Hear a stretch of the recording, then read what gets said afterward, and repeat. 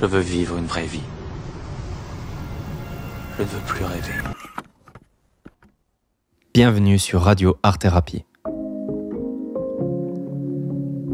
Si l'art-thérapie vous questionne, ça tombe bien, moi aussi. Pour cette fois, j'essaye un truc un peu différent. Mais vous avez toujours le choix de regarder ou d'écouter ça comme un podcast. Connaissez-vous le mot anémochorie ? Avant de vous dire, je voudrais vous parler un peu. Vous savez, j'ai toujours eu 2 passions dans la vie. L'art, le soin, raconter des histoires et les maths. Puis je me suis vite rendu compte que les maths, c'était trop. Quand j'ai découvert l'art-thérapie, ça a été un peu une révélation. Une passerelle entre l'art et la santé. 2 dimensions que je croyais jusqu'alors parallèles, ou en tout cas connectées par des liens secrets, incompréhensibles.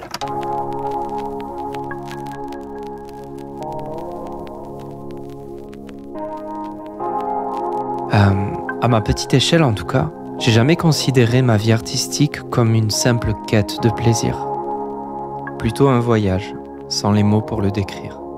C'est comme si je savais qu'il y avait quelque chose de plus et qu'à plusieurs reprises, j'avais goûté les fruits sans jamais apercevoir l'arbre. Pourtant, vous comme moi, on a fait l'expérience de l'art comme thérapie un paquet de fois dans nos vies. C'est juste que certains phénomènes méritent d'être identifiés pour pouvoir être reconnus. Qui ne s'est jamais replongé dans l'état émotionnel serein qu'une photo avait capturé un soir d'été lointain ?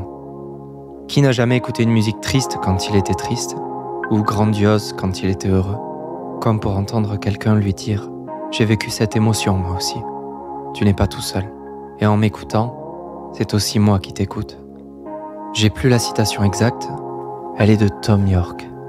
Une société qui refuse les musiques tristes est une société fondamentalement triste. Rares sont ceux qui n'ont jamais ressenti ce vertige à la réception d'une grande œuvre, ce sentiment saisissant, parfois dur, parfois doux, qui fait couler les larmes au dernier chapitre du livre. Ce même sentiment qui permet au film de vivre encore à la sortie d'une séance, alors qu'on se surprend à parcourir la rue avec l'allure et le comportement du personnage principal. Qui n'a jamais expérimenté le bonheur particulier que ça peut être de recevoir un cadeau personnalisé ? Un cadeau dans lequel celui qui offre a ajouté ce supplément d'âme, en d'autres termes, un peu de sa part artistique. Je parle de cette lettre, de ce bout de tissu confectionné à la main, de ce montage vidéo rigolo. Si je continue d'avoir une vie artistique engagée, c'est pour ce supplément d'âme que l'art peut apporter à soi et aux autres. L'art-thérapie est une discipline encore jeune, mais elle a l'ambition de transmettre ce petit rien. Ce petit rien qui fait tout dans une journée, dans une relation, dans une existence. On est là comme ça, et soudain, on reçoit quelque chose qui nous bouleverse, qui nous aligne, qui remet de la couleur, qui donne envie de prendre la parole, qui nous tend la main ou la serre juste un peu plus fort. Et le réel paraît déjà plus supportable. Il est comme harmonisé. Et l'élan vital revient avec l'inspiration, l'envie de créer à son tour et de partager un peu de ce qui s'est restauré en nous. Il est difficile d'évaluer les effets concrets de l'art-thérapie par la recherche scientifique. D'abord, car certains de ces effets ne sont tout simplement pas quantifiables. L'inspiration, la créativité, la vie psychique propre à chacun, tout ça, c'est très difficile de l'exprimer en termes statistiques. Et souvent, on doit s'en remettre à la perception du patient ou à l'étude des facteurs extérieurs. Mais aussi, en tant que thérapie complémentaire, l'art-thérapie est toujours associée à d'autres processus thérapeutiques. Sa nature transversale et progressive ne facilite pas la perception de son action réelle. Pourtant, de plus en plus d'études mettent en avant son efficacité. Parmi les dernières que j'ai pu lire, Karim Ekbertim, à travers une étude randomisée, démontre que l'art-thérapie améliore la qualité de vie vécue par les femmes suivant un traitement contre le cancer du sein. Frank Nielsen et Sophie Isobel ont prouvé que l'art-thérapie était une stratégie utile pour soutenir l'expression sûre de la détresse et était considérée comme une expérience positive par les adolescents hospitalisés en soins de santé mentale. C'est la lecture de cette étude qui m'a donné envie de faire cette vidéo. La jeunesse française va mal. Déjà, les jeunes sont de moins en moins nombreux. Selon une étude de l'INSEE, 723 000 bébés sont nés dans l'Hexagone au cours de l'année écoulée. C'est 19 000 de moins qu'en 2021. La natalité française atteint ainsi son niveau le plus bas depuis 1946. Et ces dernières années, cette jeunesse subit une augmentation explosive de dépression majeure, allant jusqu'aux idées noires. Et pourquoi t'as pris tous ces comprimés-là? Parce que je voulais mourir. Ah bah mince alors, pourquoi tu voulais mourir? Je sais Ça va pas bien? T'es pas en forme? Récemment, j'ai lu une phrase d'un essayiste qui m'a bouleversé. La problématique actuelle n'est pas de redonner aux gens le goût de donner la vie, mais déjà de leur ôter l'envie de mettre fin à la leur. À chaque fois que je la prononce à voix haute, cette phrase, ça me brise. Ça me brise et ça me met en colère de constater qu'aucun gouvernant ne prenne le sujet de l'art au sérieux, alors qu'aujourd'hui, on a de moins en moins de doutes et de plus en plus de connaissances sur ses bienfaits. Et écoutez-les se moquer des mangas, des jeux vidéo, alors que ces deux médias qui ont une ambition artistique sont les plus consommés en France. Pour info, le jeu vidéo, c'est plus d'argent généré que le cinéma depuis des années. Pourquoi ne pas le fédérer comme une passerelle vers d'autres formes d'art ? D'ailleurs, si vous voulez entendre un magnifique plaidoyer du jeu vidéo, je vous conseille la vidéo de l'ami The Couverture. Je vous mets le lien en description. Bizarrement, c'est lors du premier confinement que l'OMS a changé son avis sur les jeux vidéo, réalisant que spontanément, les jeunes qui le pratiquaient pouvaient entretenir et prolonger plus facilement le lien social. Je ne veux pas faire des leçons de morale, mais on est peut-être en retard au niveau de l'éducation artistique. Il me semble que c'est bien de laisser l'émotion esthétique des gens tranquille. Mais surtout, je voudrais parler de la pratique artistique, qui, elle, est encore considérée comme un loisir d'adolescents ou de retraités, ou pire, une activité réservée à une élite sociale ou culturelle. Et s'il faut parler santé, je regrette que des solutions aussi peu coûteuses et potentiellement aussi efficaces que la pratique artistique soient balayées d'un revers de main pour des questions de considération, d'ignorance des décideurs, de budget atrophié pour les mauvaises raisons. Quand je dis tout ça, je parle bien sûr des bienfaits de l'art-thérapie, mais pas seulement. Par le biais de mon travail, j'ai vu à quel point cultiver une activité créative pouvait modifier le quotidien d'une personne en détresse. Oui, j'aime la musique. La musique, ça me fait du bien. Ça me pénètre dans le corps et ça me donne des frissons, du bonheur. Ça me fait penser au ciel, aux anges. Je suis catholique, ça me fait penser à ce qu'on peut vivre après la mort. Mi, fa, mi, ré. La clé de fa, je l'ai un peu oubliée.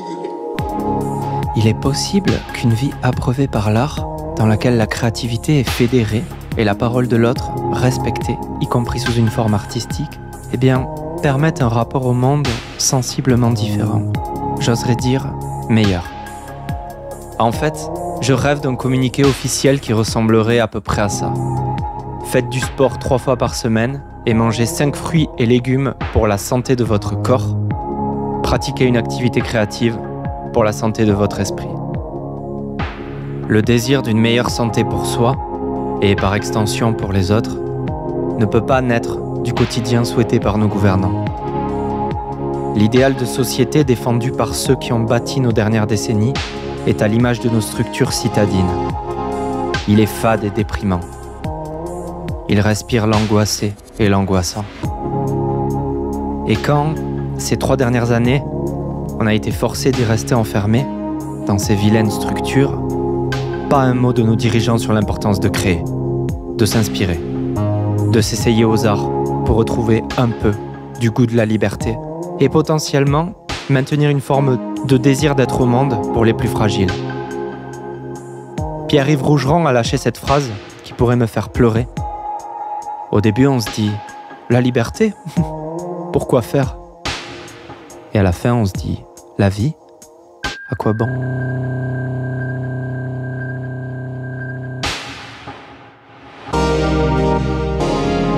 Et au milieu de tout ça, entre une facture et une annonce de guerre, des parents se penchent pour la première fois sur l'écran que leur fille fixe avec attention. Et enfin, ils laissent de côté la représentation négative du jeu vidéo scandé par les médias et simplement Ils observent. Et ce qu'ils voient derrière cet écran, c'est la puissance créatrice de leur enfant.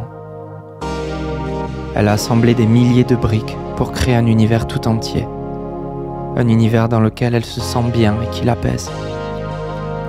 Pas très loin, un garçon et sa grand-mère plongent main dans la main dans tous les albums photos de papy, lui qui aimait tant immortaliser la joie douce des repas de famille.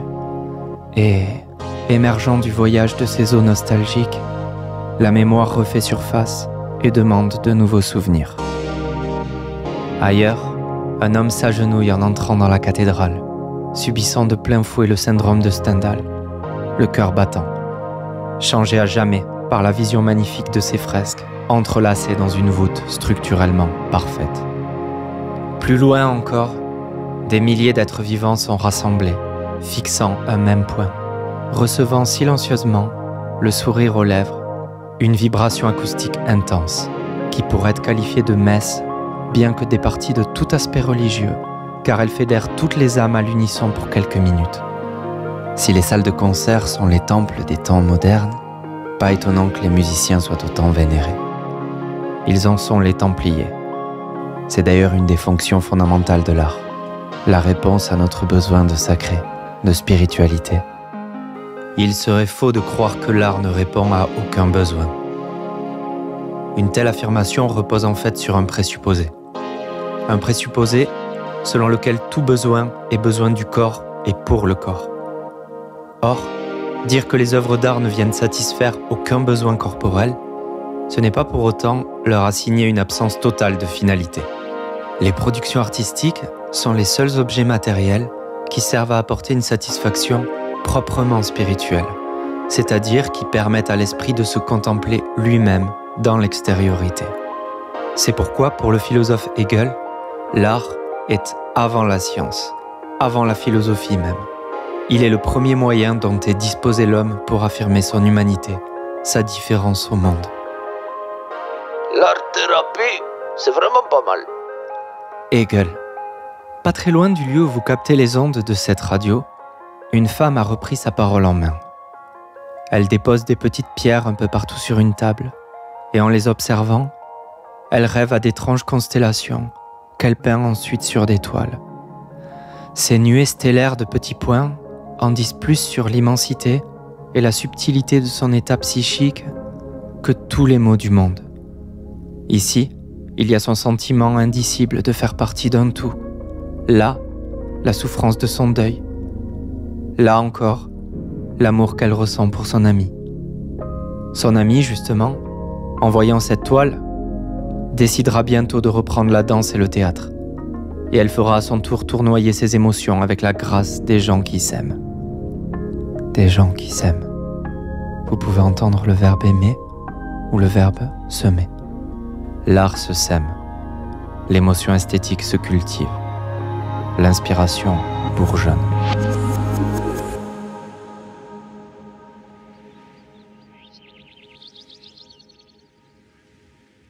Connaissez-vous le mot anémochorie ? L'anémochorie est un terme utilisé en biologie pour décrire la dispersion des graines et des fruits par le vent. L'anémochorie est un moyen efficace pour les plantes de coloniser de nouvelles zones et d'éviter la compétition avec d'autres plantes pour les ressources et la lumière. Cependant, ce mode de dispersion peut également entraîner une perte de graines et de fruits en raison de la dérive aléatoire du vent, ce qui peut limiter le succès de la reproduction des plantes anémochores dans certaines conditions environnementales. Je vous laisse le soin de créer les parallèles que cette définition fera germer en vous.